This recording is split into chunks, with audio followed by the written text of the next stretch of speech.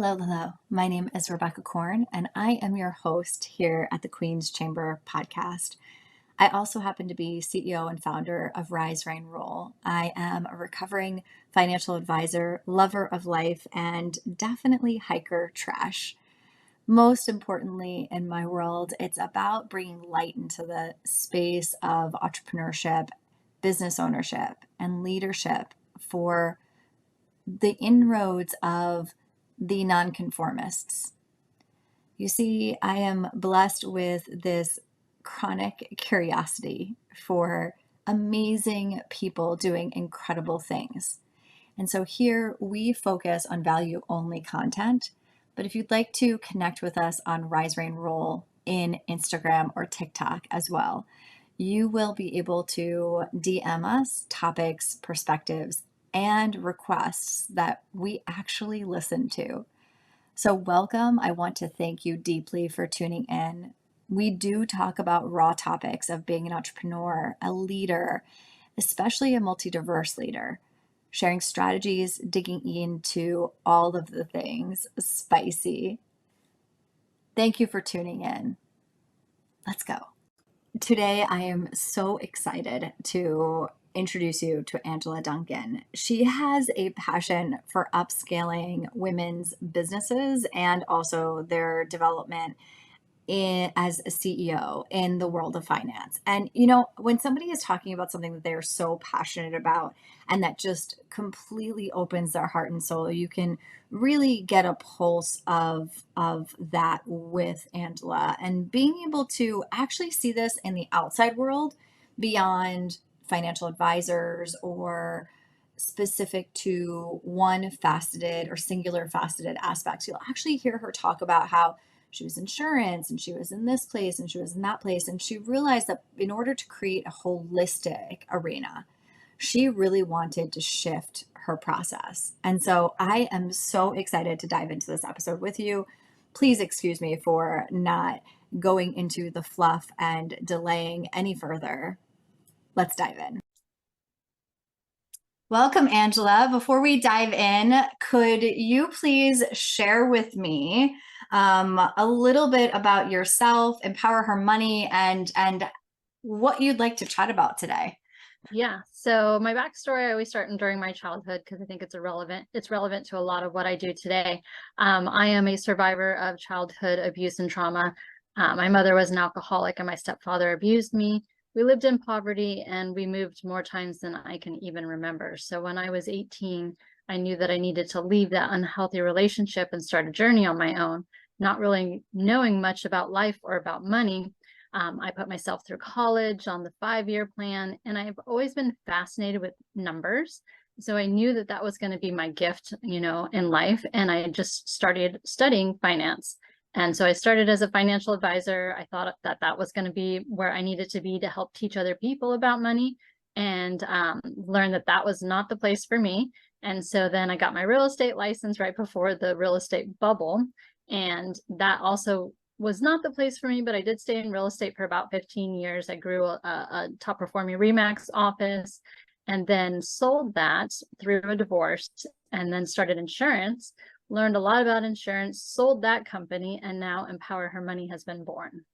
Oh my gosh, such a powerful story. I love the interweavings of so many different layers there. Does that empower you to be able to speak about various topics with your clientele and with your clients more efficiently, do you find?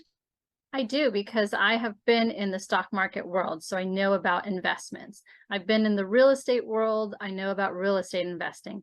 I have been in the insurance world, so I know about insurance. And I like looking at numbers. I still do it for myself and for a couple other companies. So for me, all of that information together allows me to look at different aspects of someone's financial situation and help give them a general overview of many, many different topics. I love this. So many people see you as the money girl. Is there something personal about you that might surprise your audience? I mean, I love when a woman has a varied journey with her, because I think that it contributes to the tapestry of what we bring to our clients. But is there something that's like a little bit more personal about you that you find surprises your audience most consistently? Yeah, I think a lot of times people will say, you grew up without money, so you can make a decision. You either continue to live life the way that you learned it, or you're going to seek out other information. And so I decided that if I don't know something, that I'm going to seek out that information. But if I'm going to say that I can teach it to other people, it's because I've lived through it. I've been there, I've done that. I understand, coming from homelessness. I understand asking for, welfare and Section 8 housing. I understand not having money. So when people come to me and they ask me questions about money, I didn't start with money. I started without it. So when you start without something, I just feel like you have so much more grace and gratitude towards something because you never had it. And now that you do, you've learned to appreciate it so much better. Oof, I just got chills. I so deeply appreciate that. Not many know that I used to be homeless. It's not something I lead with exactly. And very similar to you, I think that the contrast just makes that light even more beautiful. And I think money can be such a powerful tool. And sometimes we have such shame Mm. around the ways that these mistakes, and I'm using air quotes for my audience that can't see me, those mistakes that we perceive to be so judgmental, and being able to move through those mistakes and make them blessings or make them miracles. It's really just about the way that we view those things. So when Yeah. you start working with a client in that space and in empowering her money in this beautiful, deep, and profound space, how do you move through the shame of what was once upon a time? Yeah. So I work with what is your earliest memories of money? And so much of that starts from our childhood. If you study psychology, they talk about the cognitive brain and how it's almost fully formed by the time you're 7 or 8. So can you imagine your 7 or 8-year-old version of yourself making money decisions, business decisions, house decisions? And so let's first start with, what were those early thoughts that were taught to you? And I've done this exercise in big groups, and I love seeing the results and showing it to people. But almost 95% of us started with very negative thoughts about money, that you need to save your money, that you need to work harder, that we don't have enough money. Money doesn't grow on trees. And then you carry that into your adulthood, not knowing that those very negative thoughts started with you and that you're carrying it on and now teaching it to your family as well. So we first start with that. And it just takes little bits of changes, just changing a small part of your routine to kind of trigger that memory, recognize it, and then replace it with something else, because you're never going to make it go away fully. You just have to be cognizant that this is what I was taught. This is what the initial thought is that comes to my brain. And then I got to remind myself that that's a lie. That's not true. And I'm going to replace it with a different thought so that when I'm addressing money, it's not a negative thing. It doesn't necessarily need to be a positive thing. It's just a tool. Use it as your tool. Your laptop's a tool. Your phone's a tool. Your car's a tool. These are all tools. They're not good. They're not bad. They have no emotion behind them, but just use them for what their purpose is, which is to exchange for something else, and look at it that way. So powerful, because I think that sometimes we have, both of my world at times consists of a lot of addicts, and addiction and principle can be something that you pick up from childhood, and being very cognizant of that. I completely agree with you. I think being able to understand our habits and begin to shift that as a gift is such a powerful thing. How do you feel like this understanding in the responsibility and your ability to respond in the ways that you educate other people comes into that fold of holistic direction with what you provide? Yeah, I think most of us have some type of addiction. And so I'll give you a personal example. Growing up in poverty, I didn't have clothes. You can shop at Goodwill, or thankfully for my mom, I stopped growing at like 13. So I never had to buy new clothes after that point. But I understand that that's part of why I do things today. So for a personal example, I love shoes. Like, I never got to buy nice fancy things as a child. So now that I can afford to do it, I do buy shoes. And I recognize that is my reason behind it. I enjoy shoes. It brings me joy. I love walking into a room with like a power suit and shoes on. I live in Miami. It's like the fashion mecca here in the US. But I understand that that's part of why I do what I do. And when I create my own personal budget, I'm making sure that I'm giving myself grace and sort of allowing myself a budget item so that I can buy shoes, feel great about it, know that I'm not overspending. It's part of my budget. I'm conscious about it. I'm planning for it so that when I do decide, hey, I feel like just buying a pair of shoes for this event coming up, it's okay. You know, it's just another thing in my closet, but it brings me joy, and it's okay to spend money on it when I've put that item into my budget and I know that I can afford it. I'm not going into debt in order to have that joy, but it is part of my addictive personality to do that. And I'm giving myself grace and allowing myself, instead of being negative and having that negative talk with my own, you know, having that conversation with yourself.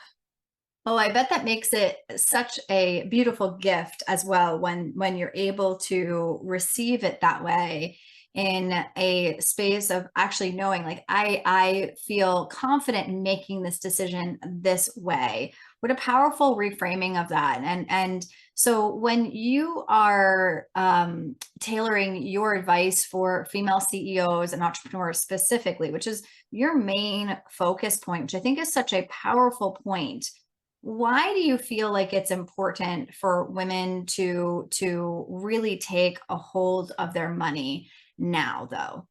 Yeah. As women, we are so willing to give. We want to give. As CEOs, we will pay more, we will give more time off. And it's just because a lot of times women are heart-centered when we're making decisions, whether that's business decisions or family decisions. We come from our heart first, and which is different than our male counterparts that often think from their brain. And I'm not saying that this goes for every man and woman, but it's just very typical for women to be a heart-centered. And so when we think about what the goals are, what are we doing with our business, with our personal life, knowing that we're heart-centered first, we have to also remember to shift the tables, turn that camera and face it at yourself.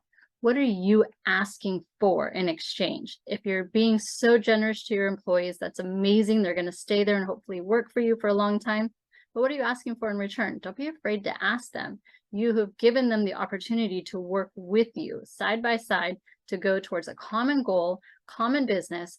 And now it's your turn to ask for something in return. Don't be afraid to do that. I know women don't like to ask for things. This is why we make less money. That shows that in statistics. You can go across the US, in a job setting, women make less money. It's because we're afraid to ask. We think that if the job is not 100% fitting, then we shouldn't ask for that 100% raise. Whereas our male counterparts will think, hey, I will just work up to that and I'm going to ask for it now. So same thing as a CEO, when you own your own business, make sure you're asking your employees. See what it is that their talents are, what their skill sets are, figure out how can we grow the company together, and don't be afraid to ask them for more. Ask them to give more creativity, not necessarily more time, but put more thought into what it is that you're doing and tell me, how do we improve this process? How do we improve this division? Give me your feedback.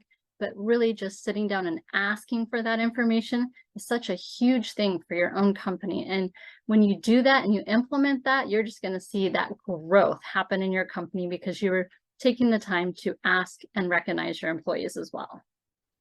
It's so interesting. A lot of businesses will come to me to consult at first. And in our first meeting, they can't even buy from our company, actually. They actually have to fully express, very much like a discovery meeting in the financial world, where we want to discover first before we actually start making recommendations. And I find that, being able to connect with that is such a powerful space. How about these businesses that are taking everything that they make and putting it right back into their business? What do you find with that? There's a great book called Profit First, and that's a recommendation to those CEOs that are taking all of that profit and putting it back into the company. Now, it's important, of course, especially when you're a newer company, to put money into your company to continue to grow marketing, employees. But profit first, the number one rule in the book is you have to pay yourself first. So you are an employee of your company. You may be the owner, but you're also an employee. And if you're not paying yourself first and making that happen, then your home life is going to be struggling. Then your family life is going to struggle. And what it does is it takes your attention away from how can you fully run and operate that company and grow that company, because the stress factors of not having enough income or not paying yourself what you're worth, you can imagine the psychological effect of that. So I don't recommend that you put all of your money back into your company unless you were paid first, your retirement account is fully funded, you have insurance in place, and then really start allocating a certain percentage back into the company because you have to take care of you first. I love that so much. It makes me giggle a little bit because I think that sometimes we just think about paying ourselves and we feel like it is such a inconvenience in many respects. And I think that having that understanding so central to your message is such a powerful ability to connect all of the dots holistically from a money planning perspective. I also love how you mentioned about retirement and insurance, that they need to be having these pieces infused in their business. How do you find that business owners are with that recommendation? And how do you navigate the complexities of starting that? Because it can be very resistant. Yeah, if they haven't done it before, so we look at the retirement income. If you haven't done it before, then what can we afford? Is it $50? Is it $100? Start with something. And when you have a company that has employees, 401k programs are one of the things that helps keep employees around. The large companies are offering 401ks, they're offering match programs because they know that they're valuing their employees and the future of their employees. And so when you explain that to a business owner, how can I compete with having a lower salary? It's the benefits package. So if you can't do the 401k program and maybe you're a solopreneur, then at least look at the retirement account, $50 a month, start with something. And once you start doing that and you're starting to make more money, as your profits grow, you got to make sure that you're still contributing more to your retirement account. Insurance, I know insurance is crazy expensive, but what's worse is if you got cancer or if you were in a car accident, if God forbid something truly happened to you and kept you from working, disability insurance would kick in so that you can have income while you're recovering. Because if you're recovering with no income, that added stress. I mean, I don't know how most people deal with that, but health insurance, disability insurance, these are just required items, just like water, food, sleep. That's changing your mindset. How do we incorporate part of those line items in your budget so that you're hitting those things that are really truly required in your business and not feeling like it's a burden or that you shouldn't be covering those costs because it's too much money? Well, if something happens, then what do you do? Yeah, it's if something happens, was it really too much money, or was it worth, oh my gosh, what a relief that I have this? And I think living in this great country that we live in allows us to have these options to advocate for the unforeseen and the unforeseen circumstances, just letting our hearts find that point of relief consistently is such a powerful thing. Now, we're always curious about the person behind the profession here in Rise and Roll, because it's something that just so beautifully melds the entirety of what it looks like to work with you. Now, I know that you really hate onions and you organize your closet by color, which is a very interesting juxtaposition. Can you tell me more about this? Yeah. So, I mean, there's not many foods that I don't like, but for some reason, I've never liked onions or peppers for that matter. And everyone always thinks it's crazy because it adds flavor to the food. Well, I also don't cook, so that doesn't mean a whole lot to me. So those are just a couple things that I don't like. And I am a very logical, analytical, organized person. So saying that my closet is organized by color shouldn't come to a huge shock to people who really truly know me, because I need to have order in my life. And maybe that just goes back to the control. Not having control as a child means as an adult, I try to control everything. And I understand that about my personality, but it's also the way that my brain works. So when I walk into the closet and I'm like, oh, I feel like wearing pink today. What color goes with pink? Black. And then I go right to my black section. So that just makes sense. I can't imagine having a closet where everything is just kind of thrown together. That would be complete chaos to me. And my analytical brain would just close those doors because I couldn't even pick anything at that point. Oh my God, I love that. I think so too, with a perspective of being able to have that control and being able to lean on that. When you are finding yourself stressed, do you find that in those desires to have more control, that it pours into almost like your client organization, or where does it go when you find yourself stressed? Yeah. When I find myself stressed, I have to just disconnect. I'm a water person. I live in Miami. So if I'm feeling stressed, I will drive 10 minutes down the street, sit on a bench, and just look at the water. I cannot control the water. I can't control the weather, the boats going by, airplanes, nothing. All I can do is sit there and enjoy the beauty and really truly be grateful for where I'm at in life, where I live in life, that I can walk, that I can talk, I can hear, I can see, you know, and I have this ability to sit on a bench. I recently met this woman, and I'm a big gratitude person. I write in a gratitude journal every day, but she challenged me to take it a step further and to be grateful for things in my life that other people cannot experience. So, 99% of the wealth in the country, there's so many people who live on like countries. So when I'm going to the gas station, I'm saying thank you to my car. I'm saying thank you to my credit card. I'm saying thank you to the gas station.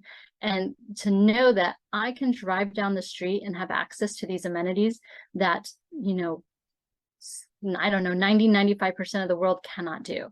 People walk miles just to get fresh water, and I can get it from the fridge in my house. So when you kind of think about how much gratitude pays into your life and how many things in your life that you have access to that so many people don't, it really changes your perspective on life in general. So when I get stressed, I just want to go to the beauty of what's around me to remind myself, this is what I get to do every day. This is where I get to live every day. And I need to be grateful for that. So powerful. I think, we live like kings and queens nowadays, and I sound like I'm 100 years old when I say this to my clients. We have refrigerators and running water, and I just love, my heart feels like so delighted that you have that experience too, because I think it really clears the path from a perspective of fulfillment and a perspective of, as we are on the path of change and finding what it means to be fulfilled to us. What does that look like in terms of mapping that out for your clients? I think money targets or money goals can be very vague at best. Some people are like, oh, I want to be richer. I want to do better. I want to have money. And it's like $1, $1,000, $10,000, $100,000. What does that look like? And so I'm really curious about how you guide that facilitation. Yeah. And I work a lot with women. So being that we are heart-centered, and they say, I want to make 100,000 a year. But what does that mean? Oh, it means that I can afford to live in this neighborhood. How do you feel living in that neighborhood? It means I can take a vacation. Close your eyes, visualize. What does that feel like to you? So when we tie that feeling to a goal, then we're 100 million times more likely to accomplish that goal, because it's not just some arbitrary number that we picked out of, the black hole of numbers, but really this is why I'm doing this. And when you get stressed, when you're working towards those goals and you remember what that feeling looks like, what does it feel like? Are you on the beach somewhere? Did you pay off your parents' house? Are your kids in college? What does that feel like to you? And when you mirror and put those two things together and make it visual, I'm big about visual. So like in my office at my house, I have a 6-foot wide whiteboard with my goals on it, but it also talks about why. Why am I doing this? What does that feel like? What does that mean to me? And when you tie those two together and you do that exercise, then the goals actually have meaning now instead of something you just wrote down. That's delicious. So when you are facilitating with a woman who is an entrepreneur, we place on average like $200,000 to $300,000, the bottom line of businesses, sometimes more. And that change in wealth shifts a lot of things, and it shifts things very quickly. Mhm. How do you guide that experience? And I love the big grin on your face, because this like genuinely makes you really excited. It looks like, okay, take it away, run with it. Yeah, and I love that you do that with your clients, because, and I'm sure you do this, you take it a step further. Now that we've added $200,000 to your bottom line, what are we going to do with that money? Let's tell it where to go, because Dave Ramsey's famous for this saying, but if you don't tell your money where to go, it's going to leave you. So not only are you creating that extra bottom line number, but now you are taking your clients and saying, how do we allocate this? Some of it should be a raise to yourself. Some of it could be towards the employees, implement some of it back into the business to continue to grow, give to your church, share it with the people around you, because I feel like we have a responsibility. If the world is blessing me with wealth and giving me gifts that I'm using to create that wealth, I have to share it with other people, whether that's my time, whether that's money, whatever that looks like. You're taking that bottom line number, and I love that, because it's just like, now what do you do with this? I'm going to create more income. I'm going to impact more people, and I'm going to change the life of more people. So when, again, you go back to that feeling, right? How does it feel to now have $200,000 more to implement and impact other people. And that's huge.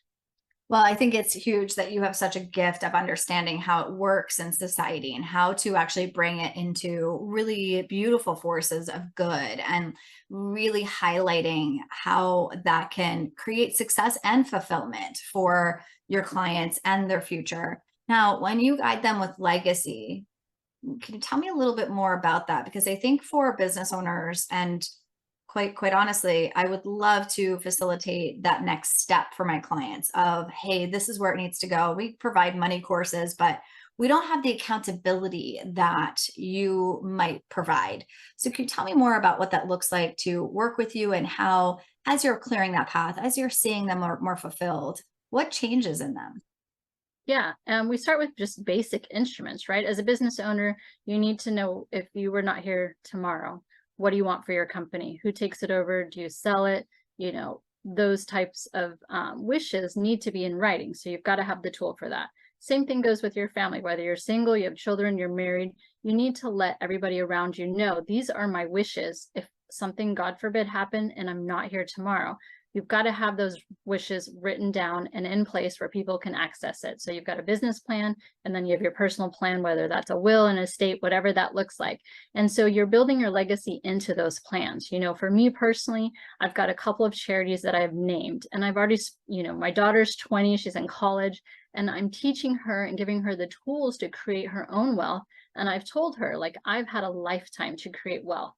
If I'm not here tomorrow, it's not for you. Like, I know where my money's going to go. And granted, you know, some of it might go to you, but I want to set that expectation to her that she's going to build her own wealth.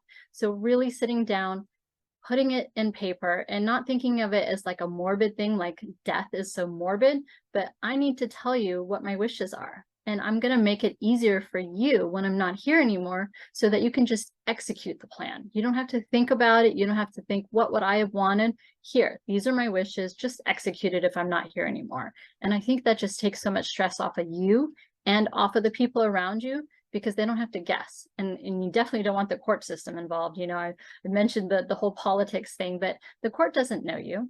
They should not make money decisions on your behalf. You should be. You're the one that helped created that wealth. So now put it together in a simple plan and execute it so that it's written and that everybody around you doesn't stress, and then they can just enjoy whatever it is that you're asking them to execute on your behalf when you're not here anymore. You know, there's certain places and times that I've been in my life where I thought that things were about to end. And my thought immediately was, I'm so happy that certain things are in place for my Mm. family, that I don't have to leave this world in shambles. And I so deeply appreciate the honesty and the humanity that you have to meet your daughter with this truth of recognition that we are not permanent fixtures in this planet, and we want to create as much good, wealth, and abundance in our lifetime as possible. And I really, that fuels my whole soul to feel that the way that you speak to your daughter and the way that you have those dynamics, really powerful. So do you find that you have collected the whole family involved now? Like, has your mom, you know, healed in this space, or is it you that have embodied the healing and you're perpetuating it to the next generation? Yeah, so there's a saying that I heard a long time ago, that you can bring a horse to water, but you cannot make it drink. True. So I'm here giving information. I'm living my life. I'm very public about what I teach. You know, I'm social media, I do events, I do speaking, and I say, if you want to learn more, ask me questions. But I'm not going to force my opinions on you. I'm not going to dive deep into your information if you don't wish to hear it. So there are people in my life, friends and family, who wish to live a different lifestyle, and that's fine. I accept that I cannot control them. I can only control me. And when they're ready, they're going to come to me and ask questions, and they can see that I'm successful. They can see I'm implementing what I talk about. And if they want to make changes in their life, they have to do the work. And part of that work is coming to me and asking questions. If they don't do that, and if they don't ask me my advice, I don't impose upon their life, because that's their life. And if they wish to live it that way, then that's on them. And it doesn't necessarily change my relationship. Perhaps they might not be in my inner close circle of friends and family, But family's family, and I do my best to take care of those who ask me to help. But I'm not going to offer it unless they come to me first, because you definitely have to take action. That is so powerful, because the way that you're building your society, your community, is very direct. And so their actions and responses to your boundaries are their own. And I love the fact that you have such deep clarity about that. I just want to highlight that for our audience to understand that even in a place that you feel that your friend is making less than great decisions, being able to still be a space for them and not allow that to come into your world to overstep and force something on them is really a beautiful gift, truly. Really Yeah, powerful. and less stress on me, because then I know that I can't control them. I'm not going to help them unless they want to, and just be okay with that. Such a gift you are. So you also have a book. Yes. Can you tell me about this? Yeah, so this year, Empower Her Money was born. I really thought my last company I had as an insurance company, I sold it, and I truly thought I wanted to retire. I burnt myself out. I was not great at hiring and keeping people in the right position, and I knew that, and I knew that I wasn't being the best leader I could. I had gone through a divorce a few years ago, and I really just wanted to prove to myself that I could build something again. Did it, sold it, was retired. But then, I really felt it upon my heart that I need to share information. And so Empower Your Money is the name of the book. And the purpose behind this first book was just to pique curiosity. I wanted to put some simple ideas in place where people could say, huh, I wonder what that means. Or I didn't know I could do that. So it's 101 tips of things that you can do to create generational wealth in your life. I don't go super deep in it because I don't want people who haven't really studied money before to be scared to get past the first couple of pages. I wanted to put simple ideas in your head so that you can start being inquisitive and think, I wonder what that means. And then hop on Google, hop on YouTube, learn more about it, because when you take action and seek out more information, you're going to retain it, and you're more likely going to implement it into your life. And so the book came about, and I really learned my why behind this is that I thought my entire life I was running away from being in poverty. Like, I need to create more income so I will never be in poverty. I need to create more income so that my daughter will never be in poverty, because it was such a pain point in my childhood. But what I realized in writing this book is that that wasn't really my why. My why for me was knowing that my mother did not have financial education. She wasn't taught by her mother. She did not know how to invest. She did not have a job. And so she stayed in a very abusive relationship, which entailed me being abused as well.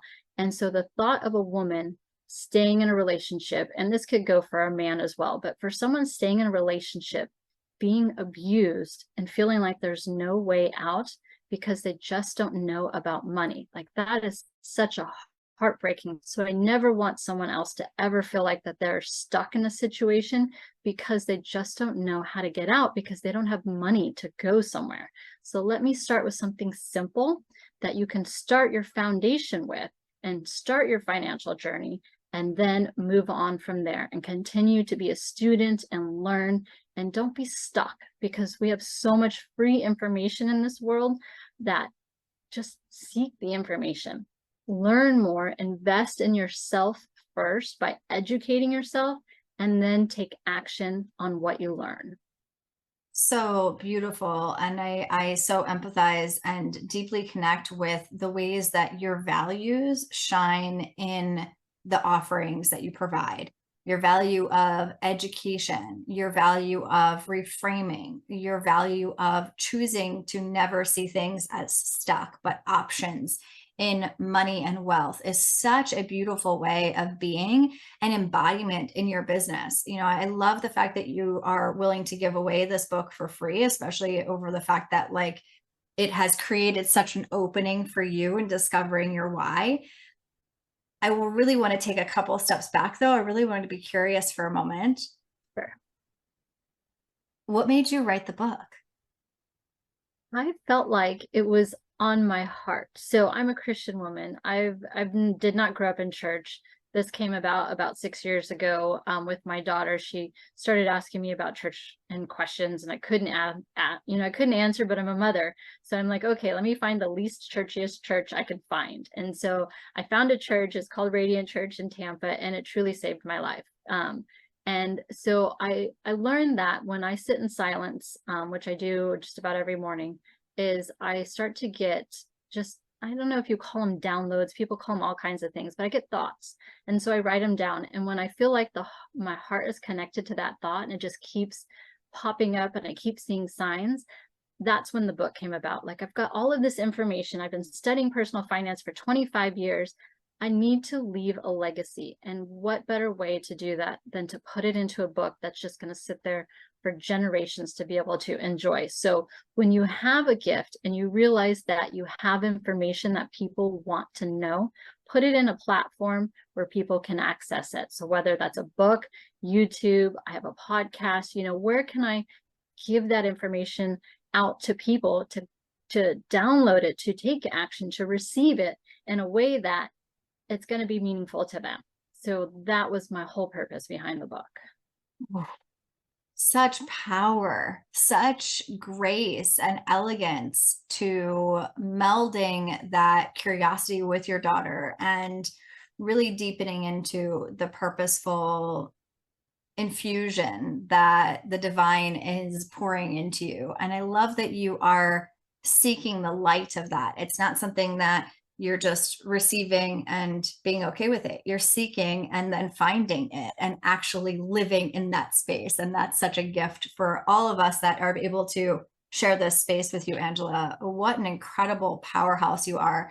When you're working with a client, do you meet with them consistently? What does it look like to have a relationship with you as a client? Yeah. So when I was coaching with clients, I did do one-on-one, and I feel like that's kind of the easiest forum because people will be more vulnerable when it's one-on-one, especially when they're approaching a subject that they don't feel they're very knowledgeable about or that they have some negative feelings towards. It's harder for people to open up in a group setting. So one-on-one coaching is definitely the easiest way to get started. And I always tell people, whatever the topic is that you want to learn more about, find an expert. When I wanted to write the book, I found an expert who has written almost 30 books, has been a bestseller, and learn from them, right? Become a student of them. If you want to do something, if you want to get your finances in order, find the expert and don't be afraid to ask them. I want to see past clients and how they did. I want to see, in my instance, if you want me to show you a balance sheet to show you that I am successful in this field, I'm okay doing that, because if I'm not okay showing you that I've lived through what I'm teaching, then I shouldn't be teaching it. And I find that it's tough sometimes, and I try not to be judgmental, but I go to a lot of conferences and networking events, and when I see people teaching about topics that they've learned for a few months, then you're not an expert to me. I'm going to go find a real expert that's been doing it a lot longer, that's lived through ups and downs, because you never know what's going to be the obstacle in front of you. You want an expert that's been there, done that, so they can navigate through that information. I've been doing a podcast for 6 months. I'm not going to go say I'm an expert at podcasting. I'm still learning. I'm still a student. I will forever be a student, but seek out the experts that you need information from and make sure that they can show you proof that they are truly living and an expert in that field. You know what I love the most too is that you just kind of like, to our listeners, that she just kind of like breezed over the fact that she has a podcast. So she has the #1 female podcast in changing financial lives, which is really powerful. She's also a best-selling author on Amazon. You have this tendency to not like lead with your ego, which I love, but also, her events are spoken of and received in a really powerful way. So if it's something that you are even remotely considering to start to have a conversation, and my clients or my audience is listening to you, are they able to just consult with you first if they're not fully sure at the forefront of the conversation? They're kind of like, I don't know that I want to have this conversation yet. It makes me want to, so like, what does it look like to consult with you first? And what's the process that's involved with that? Yeah, I unpacked the emotional piece of it first. We're going to get into, we'll deep dive into your credit card and bank statements. But also, what I also enjoyed doing is working with female CEOs that have companies because they're so afraid of their employees leaving them for money. And they don't want to have conversations about raises. But what I offer in exchange is to come in and sit with the employees and say, how do we create more income? Where are your expenses? Let me help you take power over your money and control your finances so that you're not just thinking, I need a raise. That's going to solve my money problems, because it's not going to. It's what your spending habits are, what your income habits are. Let me help your employees create more abundance in their own life without coming to you first as the boss, right? So I can work one-on-one with the CEOs to help change their mindset and get their finances in better order when they're thinking about what they're doing, but working with the employees too to help create abundance in the employees. And when the employees know that you are hiring a professional to come in and help them manage their money, how powerful is that? Like my boss cares that much about me that they're hiring a professional to help me create generational wealth, to take care of my family, to change that money mindset and create abundance in my life, because my employer cares so much about me. And that could be huge. So beautiful. Now, you are also a speaker, so are they able to hire you for an event for their employees as well? Is that an Yeah, option? absolutely. I love coming in and talking about money. I mean, I can talk about it all day long. Like it seems so simple to me, but I think that was the light bulb that went off years ago, is when you find people are asking you questions and it's simple for you, then that's your gift. It's not simple to everyone. If you came in and started talking to me about spices and how to cook, and it might seem super simple to you, I don't like cooking, nor do I, that's not my gift. I don't want to do that. And, so understanding what your gift is and sharing it with people, it just brings so much joy to me. I don't want the light to be on me. I want it to be behind me so I can shine the light on you and empower you to take control. And that to me is just like, that's gratitude. I can't imagine living in a world and not giving back.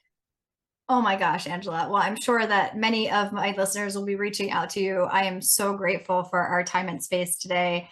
I'm going to drop all of the pieces, including the free link to your free book, which is going to be freemoneytipsbook.com.